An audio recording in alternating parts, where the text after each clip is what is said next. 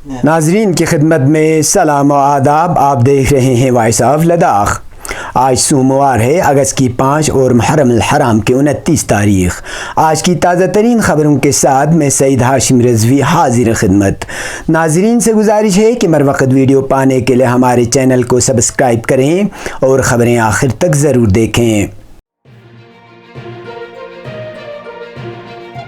آپ دیکھ رہے ہیں آپ کا پسندیدہ news channel voice of Ladakh.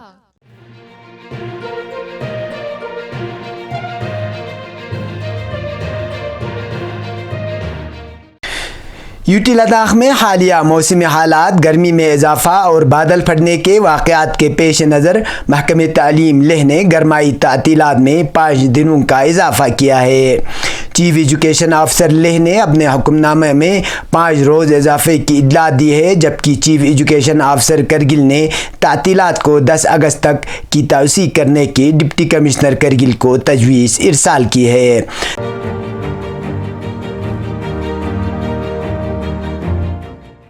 گزشتہ سنیچر کو فاطمہ چوک کے نزدیک 2 مکان گر کر زمین بوس ہوئے، جس کے نتیجے میں کرگل بازار کے اہم سڑک آج تیسرے روز بھی بند رہے، جس کی وجہ سے ٹریفک آمد رفت میں بہت مشکلات پیش آ رہی ہیں.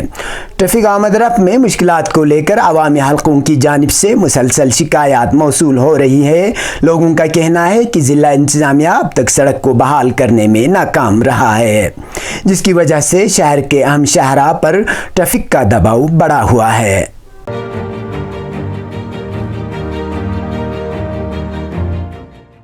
سنیچر کے روز سلمو کالونی کے 2 مکان گرنے اور مزید 2 مکان میں دراڑ آنے اور گرنے کے خطرے کے پیش نظر ضلع انتظامیہ نے ان مکانات کے مکینوں کو خالی کر دیا تھا، جس کی وجہ سے ان مکانات میں ان کے قیمتی ساز و سامان پھنس کر رہ گئے تھے اور انتظامیہ نے ان سامان کو نکالنے کی اجازت نہیں دی تھی.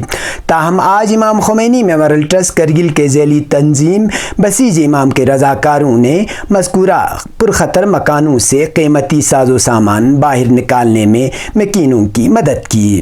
اس حوالے سے بسیج امام کے وائس چیئرمین نے ہمارے نمائندے سے گفتگو کرتے ہوئے یوں کہا: اعوذ باللہ من الشیطان الرجیم، بسم اللہ الرحمن الرحیم. کل شام کو ہم لوگ جو وہاں سے لوگوں کو ڈسپلیس کیا، مطلب وہاں سے اٹھا کے ڈاک بنگلوں میں شفٹ کیا تھا، ان کے گھر گئے تھے ان سے ملنے کے لیے، تاکہ ان کو ہم لوگ جائزہ لے سکیں کہ ان کو کسی طرح کی کوئی تکلیف تو نہیں ہے. تو اسی دوران انہوں نے ہم سے یہ کہا کہ ہمارے بہت سارے چیزات ایسے ہیں جو ابھی بچے ہوئے ہیں، خاص طور پر اس میں زیورات وغیرہ اور ڈاکیومنٹس وغیرہ جو ابھی بچایا جا سکتا ہے، وہ ابھی بھی ان کے گھروں میں پڑے ہوئے ہیں، لیکن گورنمنٹ ان کو پرمیشن نہیں دے رہا ہے ان کو وہاں سے اٹھانے کے لیے. تو اس کے لیے وہ لوگ ہم سے مدد چاہ رہے تھے. ہم نے ان کو یہ بولا تھا کہ اگر آپ لوگ پرمیشن لے لیں کسی بھی طرح سے گورنمنٹ سے، تو ہم لوگ اپنے والنٹیئرز بھیج کے وہ سارا سامان وہاں سے نکلوا سکتے ہیں. تو آج تقریباً 3 بجے قریب وہ ان کا کال آیا تھا مجھے. انہوں نے کہا کہ گورنمنٹ نے ان کو پرمیشن دے دی ہوئی ہے، اور اسی کے تحت ہم نے ہماری جو 15 رکنی ٹیم تھی اس کو تشکیل کر کے جلدی سے جلدی ہم نے وہاں بھیجا، جس میں ایکسپرٹ 5 لوگ تھے جو رسی کے سہارے نیچے جا سکتے تھے. ان کے ذریعے جتنا بھی ان کے جو بلانگنگس تھے ان سب کو کوشش کیا کہ وہاں سے نکال لیں، اور موسٹلی تقریباً جتنی چیزوں کو بچایا جا سکتا تھا سارا کوشش کر کے اتنی چیزوں کو ہم نے تقریباً ان کمروں میں سے نکال لیا ہے. کچھ 6-7 کمرے وہاں باقی تھے جن میں سے سامان نکالا گیا ہے.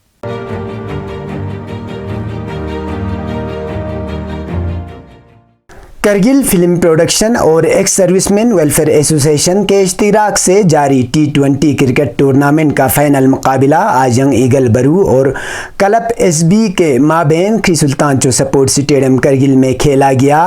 ٹاس جیتنے کے بعد ینگ ایگل برو نے پہلے بالنگ کرنے کا فیصلہ لیا اور کلب ایس بی کو 147 رنوں پر آؤٹ کر دیا. بعد میں ینگ ایگل برو نے 5 وکٹ سے ٹرافی اپنے نام کر دی۔ اس موقع پر ہل کونسل کے سربراہ ڈاکٹر جعفر آخون بطور مہمان خصوصی موجود تھے۔ دیگر مہمانوں میں ڈپٹی کمشنر کرگل شری کان بالا صاحب سوسے، ڈپٹی SSP کرگل برو اور ٹاؤن کے کونسلر کے علاوہ دیگر افسران بھی موجود تھے۔ آخر میں ڈپٹی کمشنر اور دیگر مہمانوں نے کھلاڑیوں میں انعامات اور ٹرافی تقسیم کی۔ ان کا بھی ہم خیر مقدم کرتے ہیں، بہترین طریقے سے اسے گائیڈ کیا 1 رن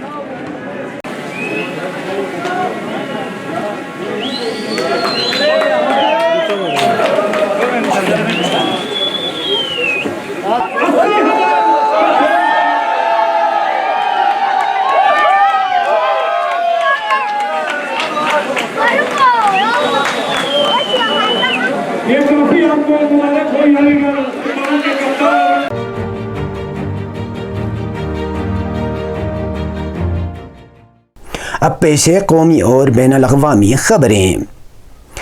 خبر رساں ادارے یونائی کے مطابق کانگریس کے صدر ملک ارجن کھرگے نے کہا ہے کہ مرکز کی BJP حکومت کی پالیسیاں جو جموں و کشمیر اور لداخ کے عوام کے خلاف ہیں، اور انہوں نے جموں و کشمیر میں فوری اسمبلی انتخابات کرانے کا مطالبہ کیا ہے۔ مسٹر کھرگے نے پیر کو کہا کہ جموں و کشمیر اور لداخ پر BJP کے پالیسی نہ تو کشمیریت کا احترام کرتی ہے اور نہ ہی جمہوریت کو برقرار رکھتی ہے۔ بقول کھرگے مودی حکومت نے دعویٰ کیا تھا کہ اس قدم سے جموں و کشمیر کو مکمل طور پر مربوط کرنے، خطے کی اقتصادی ترقی کو فروغ دینے اور دہشت گردی اور علیحدگی پسند کو روکنے میں مدد ملے گی، لیکن زمینی حقیقت اس سے بالکل مختلف ہے۔ بے روزگاری کا ذکر کرتے ہوئے کانگریس لیڈر نے کہا کہ جموں و کشمیر حکومت کے 65% محکموں میں بہت سی پوسٹیں خالی ہیں، لیکن 2019 کے بعد سے کوئی بھرتی نہیں ہوئی ہے۔ سال 2021 میں نئی صنعتی پالیسی کے نفاذ کے باوجود صرف 3% سرمایہ کاری ہو سکی ہے۔ مسٹر کھرگے نے کہا کہ جموں و کشمیر اور لداخ کے لوگ معمول کے حالات کے لیے ترس رہے ہیں، اور وہاں کے لوگوں نے بھارت جوڑو یاترا کے دوران کانگریس لیڈر راہل گاندھی سے اس درد کا اظہار کیا تھا۔ ہم مطالبہ کرتے ہیں کہ سپریم کورٹ کے مقرر کردہ وقت کی حد کے مطابق انتخابات کرائے جائیں تاکہ عوام اپنے نمائندے منتخب کر سکیں، اپنے آئینی حقوق محفوظ کر سکیں اور بیوروکریسی کی حکمرانی کے اس نظام کا مکمل خاتمہ کر سکیں۔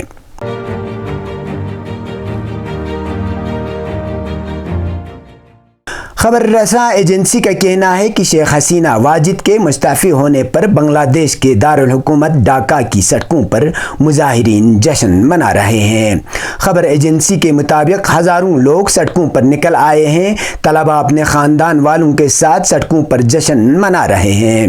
بنگلہ دیش میں کوٹا سسٹم کے خلاف شروع ہونے والے طلباء کے ملک گیر احتجاج کے بعد جنم لینے والی سول نافرمانی کی تحریک کے نتیجے میں ملک کے سب سے طویل عرصے تک وزیر اعظم رہنے والی حسینہ واجد بالآخر مستعفی ہو گئیں۔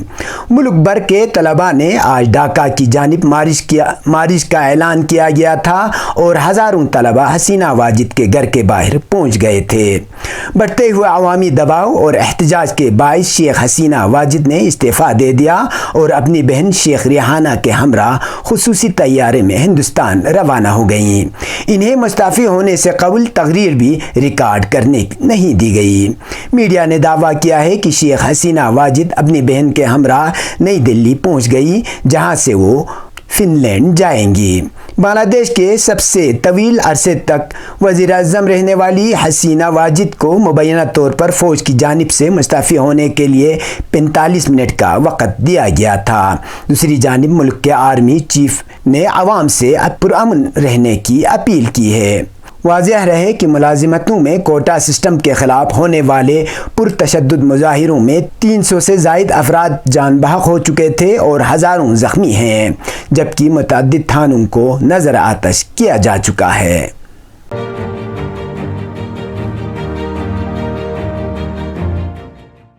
غزہ میں فلسطینی شہری دفاع کے ترجمان محمود بسال کا کہنا ہے کہ اسرائیلی فوج نے النصرہ اور حسن سلامہ اسکولوں پر بمباری کر کے قتل عام کے مناظر کو بیان کیا ہے، جہاں اسکولوں پر ہوئے حملوں کو مشکل اور المناک قرار دیا گیا تھا اور بتایا کہ شہید اور زخمی ہونے والوں میں 80% بچے ہیں۔ دریاسنا فلسطین کی پوسٹ نیوز ایجنسی کی رپورٹ کے مطابق غزہ کے مختلف علاقوں پر غاصب صہیونی حکومت کی جاری فوج کی وحشیانہ جارحیت کا سلسلہ آج بھی جاری رہا اور صہیونی فوج نے آج بھی مختلف علاقوں پر بمباری و گولہ باری جاری رکھی، جس میں دسیوں فلسطینی عام شہری شہید و زخمی ہوئے ہیں۔ یہ تھے اب تک کی خبریں، اسی کے ساتھ مجھے اور میرے ساتھیوں کو دیجیے اجازت۔ اللہ حافظ۔